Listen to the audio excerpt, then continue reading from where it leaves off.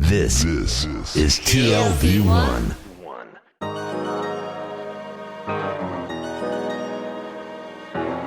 The Tel Aviv Review with Gilad Halpern.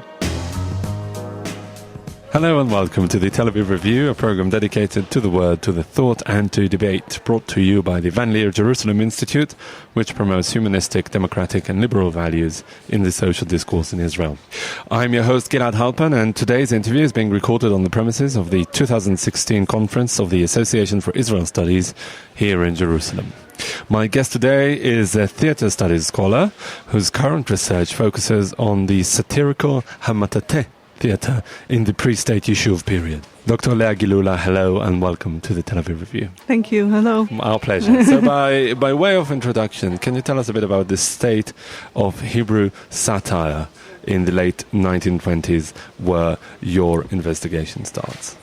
There was not much satire in theater. The first satire theater, Hebrew theater, was the Kumkum, which was influenced by Hungarian satire theater. It was established by Avigdor Ameiri and Eliezer Donat in 1928. And it lasted only 1 year. It had only 9 shows, but it was biting satire. Mm-hmm. And Amatate were actors that left the Kumkum, who were not happy with the Kumkum, with the way Avigdor Ameiri led it and with his point of view. So they left, 8 actors left, and they established Hamatate. Were these artistic differences or more personal ones? I think it was political differences and also artistic, because the problem with the satire, also in Hamatate later, they thought they could do much better. But of course it's the same problems, they repeat themselves, was the problem of materials. Satire is original materials. You have to write them especially for the show. You can't take them. It's not like translating a play or something like that. You have to create. It has to be dependent on daily life, on current events. So it's written immediately and has to be staged immediately. Otherwise it's outdated. So in Hakumkum, Avigdor Ameiri was the one who wrote the sketches. There were sketches and songs. And it's quite difficult to do it in such a short period of time. So there was much tension.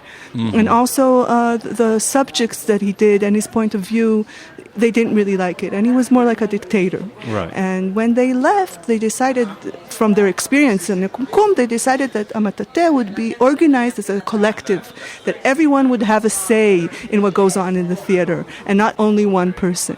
But also in Hamatate, there was a main writer in the beginning, Emmanuel Haroussi, who wrote the sketches and the conferenciers texts. And the same problem, you had to have new material all the time. Every 2 months, a new show. It's a lot of pressure. And eventually he was... from what I hear, it's mainly logistical problems, but you said that there were political differences, and satire, of course, is prone to be contentious politically because it's something that power often doesn't want to hear. Was that also an issue there? No, the problem was not with the Yishuv's leadership or political people. It was inside the company itself. Okay, so let's take it now to the more national political level. You said that satire was biting. Did it make anyone angry?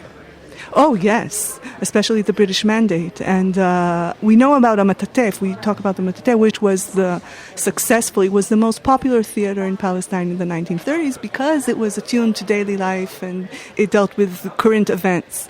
And it was a biting satire.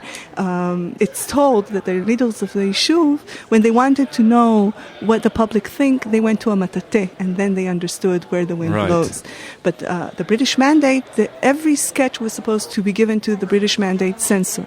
And they censored sketches and sometimes a whole performance when they didn't like it or didn't want it to be shown or staged.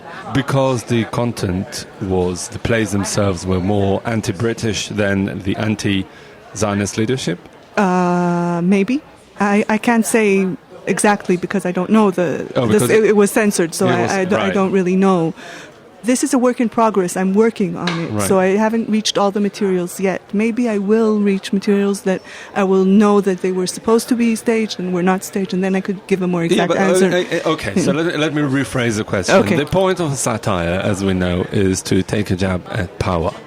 Was power for them the British mandate or the Zionist leadership, or both? I mean, Both. Both. There was satire on British mandate. There was satire about the Arabs, the languages spoken. Every leader that of the Zionists that you can think of was attacked in some way. Also, culture. They did a lot of parody, not only satire. They used also parody on culture and on writers and other theaters, which is hilarious and so on.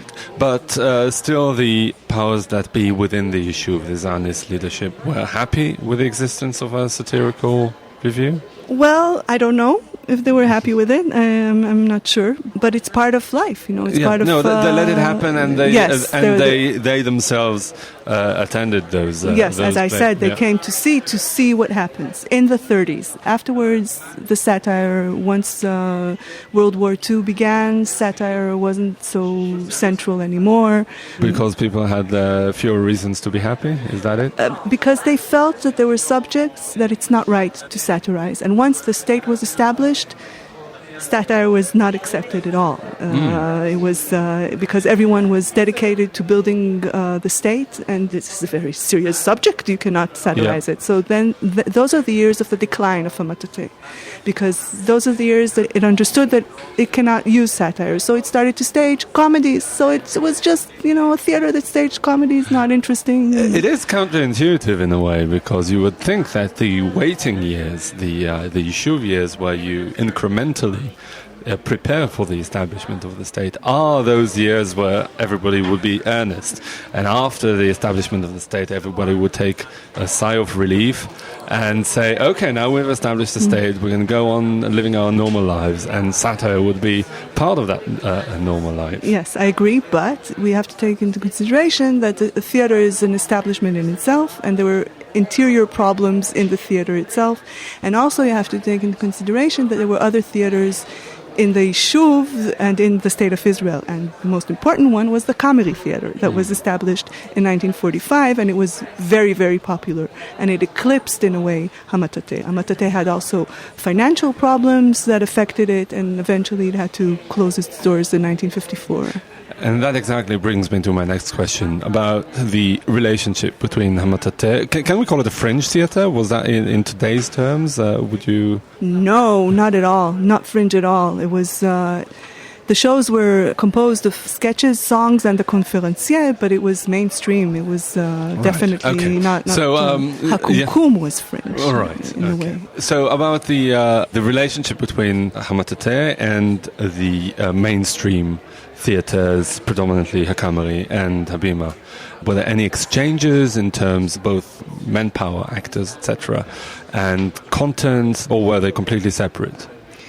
The actors and the artists moved from one theater to another when it was possible. Habima was as we know, was a collective. It was a closed theater. It hardly accepted new actors to its main troupe. There were always people who just stood there and held something and said "ah" or nothing at all. But the main actors was a small group in Habima, and it did not accept actors. But once a kameri was established, actors wanted to come to a comedy because it was more open to accept actors, and they thought that they could have more success in their career and advance.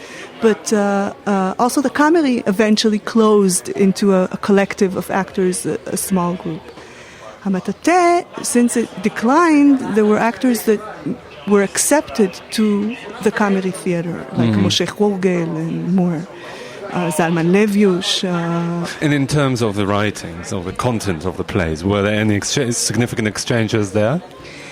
Well, Kameri affected the choice of repertoire that Habima chose to stage. Habima had a certain choice of repertoire, and Kameri was different. And once a Kameri was established and they staged the plays that they chose, then Habima saw that the Kameri is successful, and they did what a Kameri did. Right. So that was an exchange. But it was two different theaters, different styles, rivalries always. And Hamatate, what was their position? Hamatate was a different theater because it was not a repertoire theater. It was a satirical theater. So it had its own original materials, which was new, because the main problem of the Hebrew theater was that there were no Hebrew plays. Today it's hard for us to understand because there's so much Hebrew plays that you want the playwriters to stop and to give some time for their creations. But then there was nothing. Everything had to be translated. So that's where my question comes from. I mean, didn't the more serious, in inverted commas, playwrights refer to the original material that came from Hamatateh to turn it into something that is more canonic? Well, the style was not a play as was staged in the Bima and the comedy. It was sketches. It was short sketches and songs.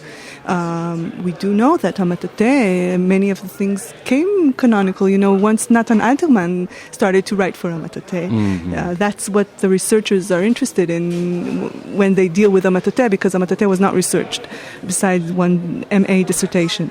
But Natan Alterman, Yours? No, not mine. I worked on the comedy. But Natan Alterman, what he wrote became part of known Hebrew culture, But Hamatateh was different.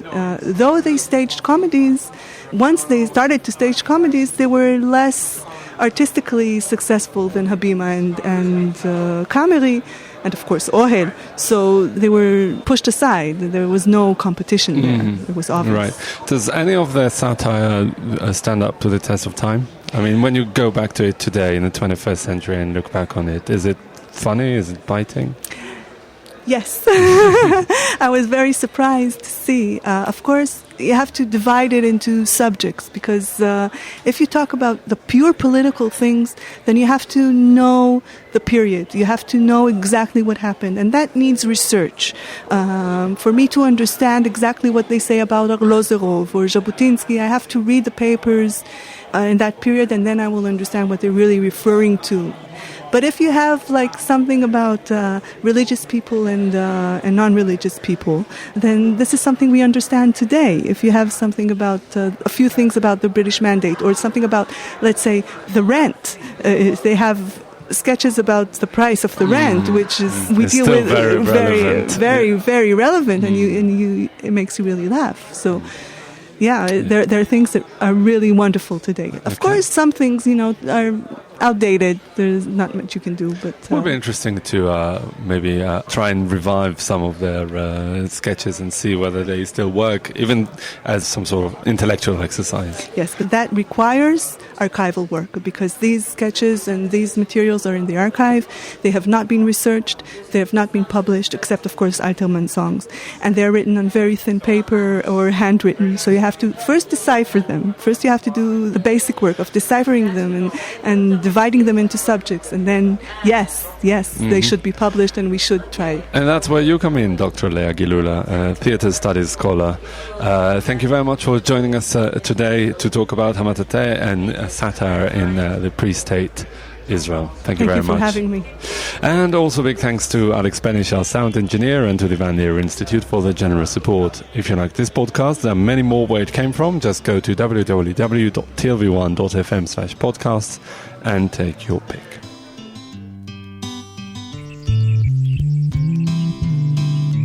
Wake up, you know this world won't last forever. And take that before this place is going down. We crave for and search for the peace and quiet places. Like you know that they will always be there, but you're wrong.